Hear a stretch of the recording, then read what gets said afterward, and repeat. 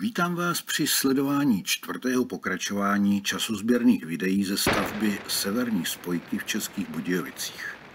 V úterý 24. června pozdě odpoledne, to je vidět na dlouhých stínech, se mi povedlo sednout do letadla a podívat se i nad České Budějovice na to, jak pokračuje stavba již tak dlouho očekávané Severní spojky. V tomto díle letíme k začátku Severní spojky u velkého kruhového objezdu u nákupního centra z opačného směru než v minulých dílech.